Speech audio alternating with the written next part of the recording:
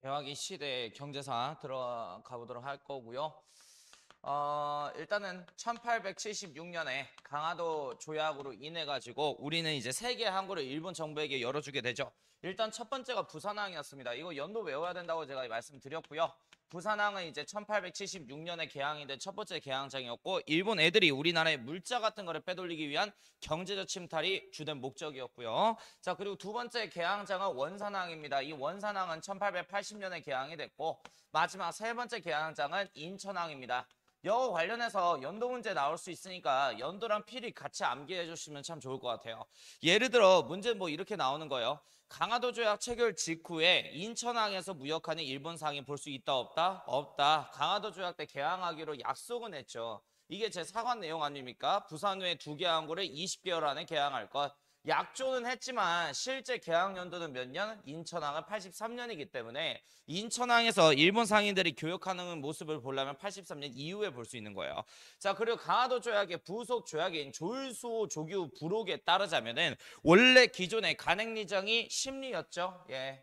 심리. 자, 그래서 여기에 사방 4km예요. 개항장 내 거류지 심리 안에서만 일본 상인들은 교역을 할 수 있습니다. 그러니까 일본 상인들 입장에서는 힘들게 배 타고 왔는데 딱 몇 리 안에서만 교역이 가능해? 심리 안에서만 교역이 가능한 거니까 자기의 물건이 조선 팔도 전역에 팔리는 걸 원치 않을까요? 그죠? 그래서 조선 팔도 장시 돌아다니면서 유통업하고 다니는 어떤 상인하고 결탁해요? 보부상하고 결탁을 하게 된다. 그래서 이 보부상인들의 경제적 이익이 강화도 조약 때문에 많이 크게 늘게 된 거죠. 그러니까 일본 애들이 자, 영국산 면제부 줄 테니까 이거 조선 팔도 시장 돌아다니면서 니네들이 팔아줘. 수수료 많이 챙겨줌. 이런 식으로 해서 보부상들이 큰 경제적 이익을 얻은 거야. 자, 그리고 또 하나 더. 개항장에 얘네들이 교역 목적으로 들어오는데 얘네들이 먹고 자고 쌀 수 있는 집이 없잖아. 그럼 얘네들이 이제 그러니까 먹고 자고 쌀 수 있는 뭐 숙박업소를 머물러야겠지. 그래서 개항장 내 거류지 심리 안에 이 객주시설이라 그래요. 숙박업소 시설. 객주시설이 큰 일본 상인들 덕분에 경제적인 이익을 얻었다라는 점을 꼭 기억해 주실 거예요. 자, 그리고 이모군란이 1882년에 터지게 됐죠. 청나라 황제의 원군 덕분에 민비는 다시 권력 중심 자리에 앉게 됐어요. 그래서 민비는 청나라 황제가 해달라는 거 다 해주기 시작합니다. 자, 이렇게 해서 조선과 청나라의 조약이 체결되게 되는데 그 조약 이름이 조청상민 수륙무역장정이었죠. 어우. 자, 조청삼인수를 보자. 그죠? 분필 먹었어요. 자, 아무튼 82년에. 자, 여기서 가장 핵심적인 내용은 이제 청나라 상인들도 우리나라 땅 안에 들어와서 무역을 한댄데요. 자, 이걸 이제 내지 통상권이라고 얘기를 하는데, 그럼 이거 우리가 한번 생각을 해보자고. 니네가 청나라 상인이야. 그러면 조선에 어떤 땅에서 장사를 해야 마진이 많이 남겠니? 당연히 조선의 수도 한양 아니겠니? 그래서 이 내지 통상 지역으로 청나라 상인들에게 한성을 개방해 주게 된 거예요. 그래서 잘 들어야 돼. 그러면은 이 한성 내지 통상권이 인정된 거는 몇 년이야? 82년이야. 어떤 나라 상인에게? 청나라 상인에게. 그래서 예를 들어서 지도 문제 나왔다고 칩시다. 여기에 뭐 경복궁 있고 창덕궁 있고 막 그래. 그럼 딱 봐도 뭐야? 서울이잖아. 그지? 한양. 근데 여기에 청나라 애들의 무역할 수 있고 거류할 수 있는 청나라 거류지가 있네. 몇 년 이후? 82년 이후에 볼 수 있다. 자, 그리고 또 하나 더. 양화진이라고 하는 지역이 있는데 지금 현재 서울 마포구입니다. 이 양화진 같은 경우에는 한강 북쪽에 있는 배 타는 나루터예요.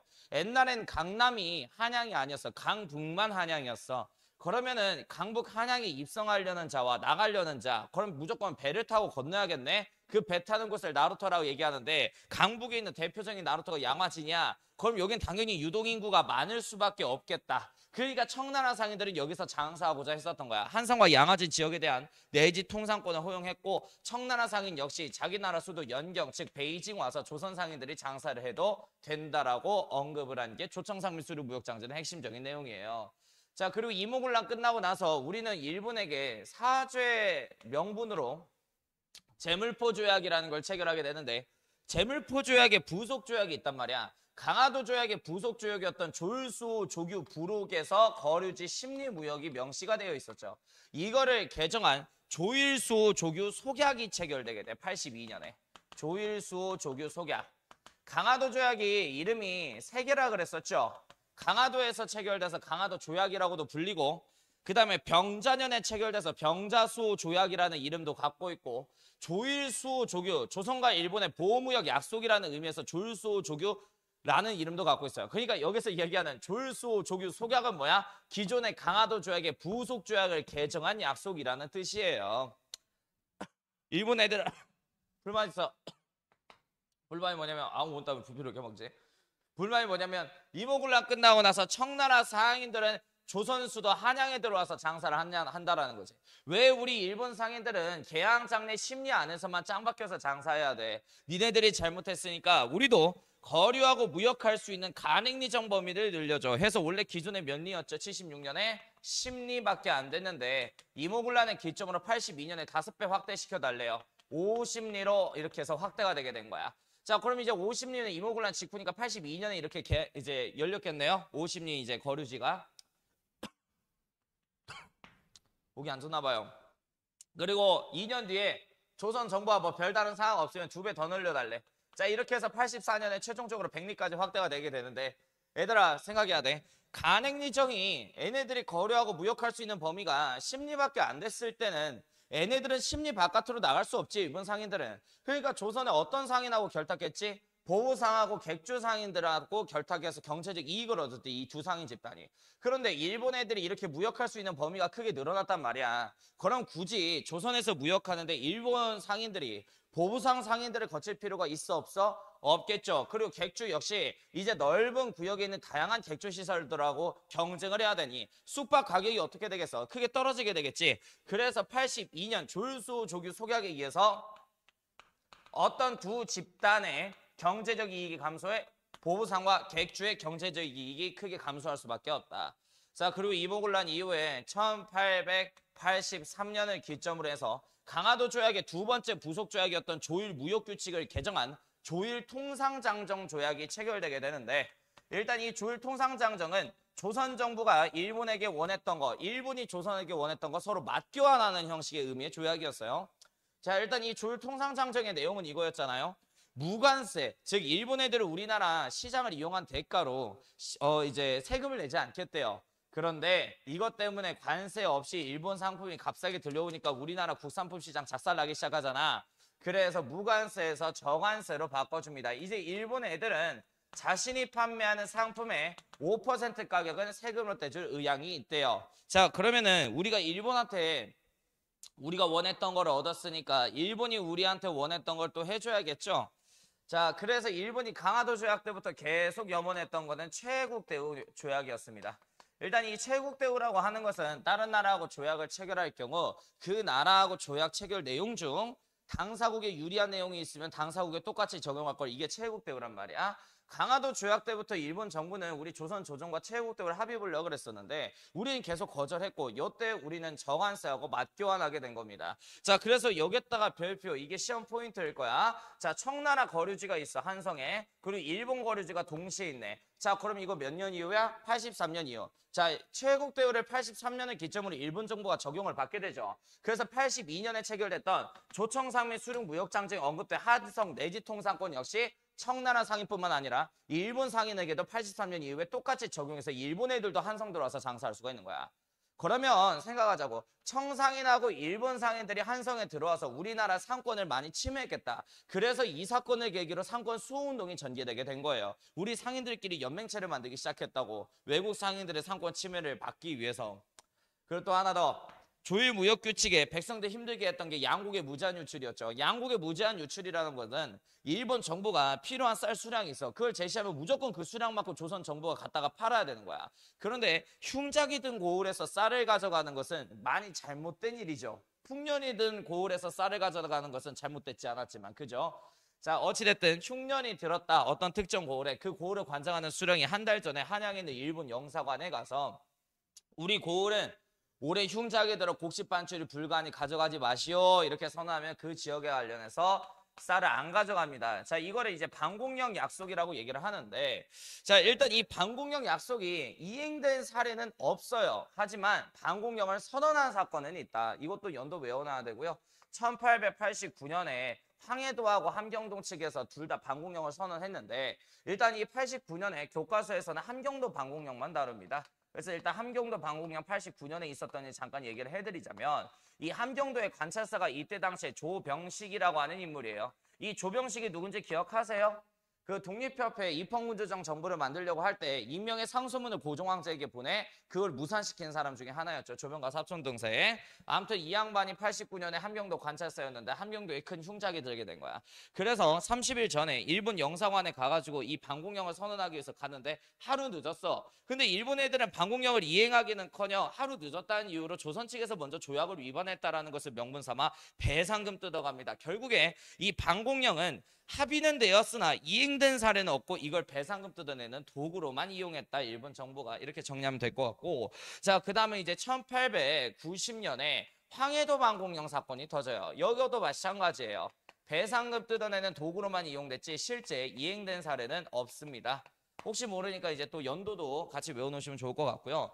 아무튼 이 최국대우 때문에 청나라든 일본이든 그리고 조미수 통상조약이 82년에 체결되게 되잖아. 그러니까 미국 애들도 한성 들어와서 장사를 할 수가 있는 거야. 자, 외국 상인의 이권 침탈 그리고 상권 침탈을 막기 위해서 우리나라 조선 상인들 어떻게 해야 돼? 똘똘 뭉쳐야겠지. 그래서 이 사건을 계기로 우리나라 상권을 수호하고자 하는 상권 수호 운동이 전개되게 되었다. 일단은 유동인구가 가장 많은 게 한양의 종로인데 이 한양 종로에서 장사하는 친구들이 시전 상인들이었죠. 종로에 시전이 있잖아. 국가가 운영하고 있는 합법적인 시장. 그래서 종로에 있는 시전 상인들이 청나라고 일본 상인의 상권 침탈을 막기 위해서 자기들끼리 연맹단체를 만들게 되는데 그 연맹단체 이름이 한국중앙총상이에요. 이전에 그 한국사 자격증 시험에서 이거 관련해서 문제가 실질적으로 나온 적이 한 번 있습니다. 그 위치 물어보는 문제였는데 아니 상식적으로 생각을 해보라고. 한국중앙총상이면 당연히 어디 있어? 우리나라 중앙인 한양에 있겠죠. 그래서 그 지도 문제는 틀리면은 영장류에 해당한다고 이렇게 생각하시면 될 것 같아. 자, 그리고 하나 좀 힌트를 드리자면은 제국이나 황국 이런 표현을 쓰잖아. 그럼 무조건 대한제국기 때라고 생각하시면 될 것 같아요. 그 다음에 이제 상회사라고 하는 게 만들어져. 상회사. 상회사는 뭐냐면 상인들끼리 연맹한 회사를 얘기를 해요. 자, 그래서 우리가 두 지역의 상인 집단 회사 이거만 보면 돼. 일단 첫 번째가 장통상회야. 일단 이 장통상회는 서울 상인들끼리 연맹해가지고 만든 상회사라고 보시면 될 것 같고, 그 다음에 평양 상인들끼리 뭉쳐갖고 만든 상회사가 있는데 그 상회사 이름을 대동상회라고 통칭을 해요. 그냥 평양에 관련된 거는 대부분 다 대자로 시작해요. 안창호 선생님이 신민의 조직원으로서 민중 계몽을 위해서 평양에 만든 학교가 대성학교거든.